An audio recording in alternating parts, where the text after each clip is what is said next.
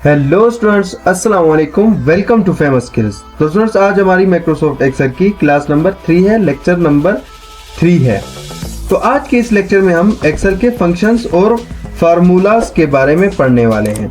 Microsoft Excel के अंदर हमारे पास कैलकुलेशन के दो तरीके होते हैं। एक तरीका कैलकुलेशन का ये होता है कि हम फार्मूलाज के थ्रू हम कैलकुलेशन कर सकते हैं, और दूसरा तरीका हमारे पास होता है कि हम फंक्शंस के थ्रू कैलकुलेशन कर सकते हैं। अब फार्मूलाज और फंक्शन होते क्या हैं, इनके बारे में थोड़ा हम समझते हैं। माइक्रोसॉफ्ट एक्सेल में जब आप एक डेटा बनाते हैं, इसे जब आप प्लस करते हैं या फिर माइनस करते हैं या फिर किसी भी चीज को डिवाइड करते हैं, तो इसे फार्मूला कहा जाता है। मतलब जैसे हम खुद टाइप करते हैं, इसे फार्मूला कहते हैं। ठीक है, जैसे हम किसी भी चीज को सिलेक्ट करते हैं, फिर से प्लस का बटन दबाते हैं, फिर से इसको सिलेक्ट करते हैं, फिर प्लस करते हैं, जैसे आप मैथ में करते हैं, तो इसे फार्मूला कहा जाता है। अब इसका दूसरा तरीका जो है वो से फंक्शन कहा जाता है, जो कि माइक्रोसॉफ्ट के अंदर पहले से ही मौजूद है। माइक्रोसॉफ्ट ने खुद ही फंक्शन बनाए हैं जिनके जरिए हम कैलकुलेशन कर सकते हैं। अब फार्मूला है क्या? अब फार्मूले को आप एक हद तक यूज कर सकते हैं।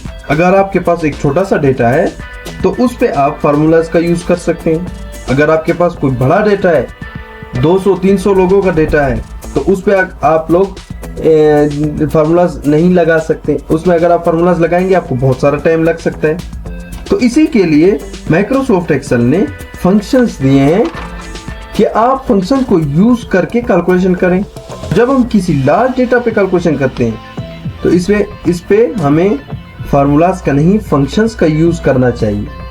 तो मैं आप लोगों को एग्जांपल के तरीके से आपको समझाता हूं कि फार्मूलाज को कैसे यूज किया जाता है और फंक्शन को कैसे यूज किया जाता है। यहाँ पे मैं माइक्रोसॉफ्ट एक्सेल को ओपन कर लेता हूँ। अब यहाँ पे मैंने कुछ एम्प्लॉइज का डेटा यहाँ पे बनाया हुआ है। ठीक है, कि उस लोगों ने, कि एम्प्लॉइज ने 4 वीक में, एक मंथ में 4 वीक में कितने सेल्स किए।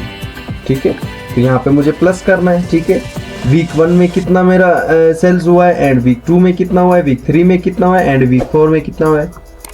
तो सबसे पहले हम फार्मूला लगाते हैं। ठीक है, इक्वल लगाएंगे। ठीक है, देन इसके बाद आप लोगों ने इसको सिलेक्ट कर देना है एंड शिफ्ट पकड़ के आप लोगों ने प्लस को प्रेस कर देना है। ठीक है, एंड देन फिर इसको सिलेक्ट करेंगे, फिर से प्लस, एंड देन इसको सिलेक्ट करेंगे, फिर से प्लस, एंड इसको, देन इसको प्लस करेंगे, एंड देन इसको प्लस करेंगे, एंड इसको प्लस करेंगे। ठीक है, इसके बाद मैं यहाँ पे इंटर कर देता हूँ। ठीक है, यहाँ पे देखें मेरा वीक 1 का यहाँ पे मुझे सेल आ चुका है कि वीक 1 में मेरे एम्प्लॉयज ने इतना सेल्स किए। तो यहाँ पे मैं सेकंड पे भी इसी तरीके से अप्लाई कर लेता हूँ। ठीक है, इक्वल का बटन दबाता हूँ एंड देन इसको मैं सिलेक्ट करूंगा शिफ्ट के साथ प्लस, देन इसको, देन इसको, एंड इसको, एंड इसको, एंड इसको इंटर कर देता हूँ। ठीक है, तो यहाँ पे देखिए मेरे पास यहाँ पे आ चुका है कितने सेल किए वीक 2 में। ठीक है, मेरे एम्प्लॉयज ने।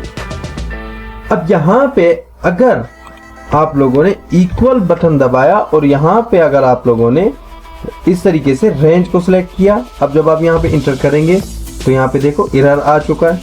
ठीक है, तो एक बात याद रखिएगा कि फार्मूलाज पे कभी रेंज काम नहीं करता। आप किसी भी डेटा अगर फार्मूला लगा रहे हैं और उस डेटा को आप रेंज दे देंगे तो वो फार्मूला काम नहीं करेगा।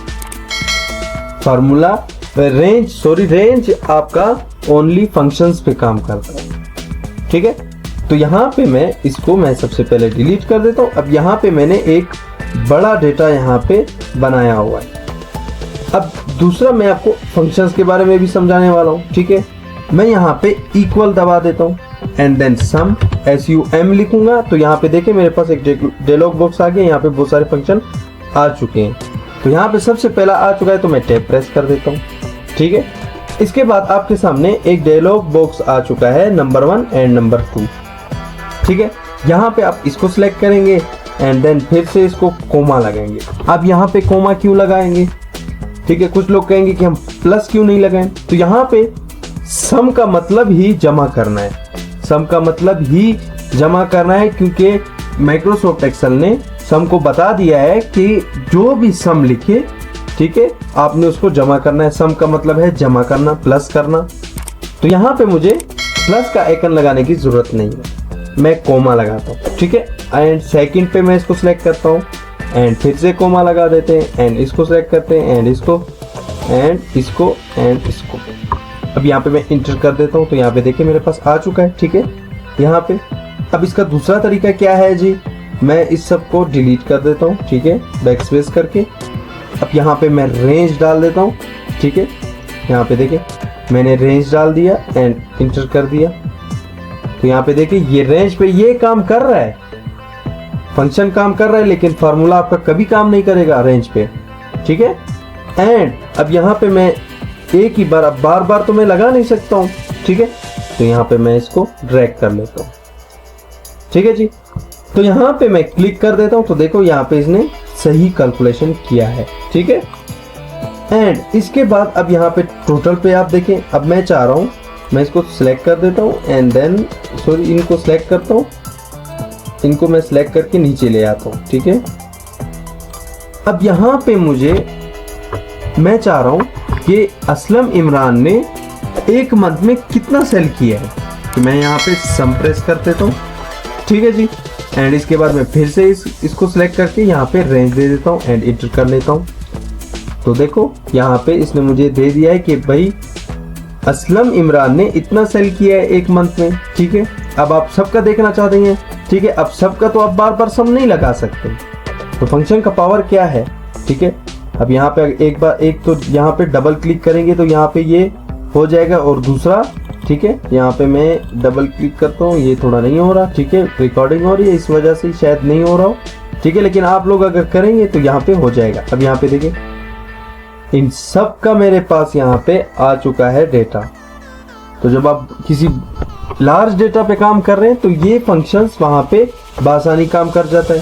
अब फार्मूलाज यहाँ पे अगर आप लगाना चाहें, ठीक है, फार्मूलाज लगाने में आपको बहुत टाइम लग जाएगा, तो इसी वजह से माइक्रोसॉफ्ट एक्सेल ने यहाँ पे फंक्शंस दिए हैं कि भाई आप फंक्शन का यूज करके यहाँ पे कैलकुलेशन कर सकते हैं। तो स्टूडेंट्स आई होप आप लोगों को ये वीडियो समझ में आ गया होगा।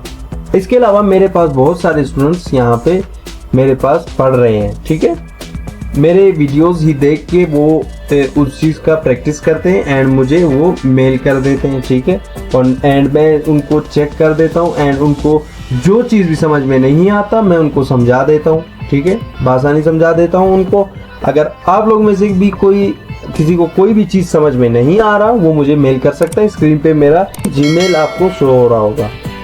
तो स्टूडेंट्स आई होप आप लोगों को ये चीज़ें समझ में आ गई होंगी। मिलते हैं अपने नेक्स्ट लेक्चर में, अपना ख्याल रखिएगा, अल्लाह हाफिज़।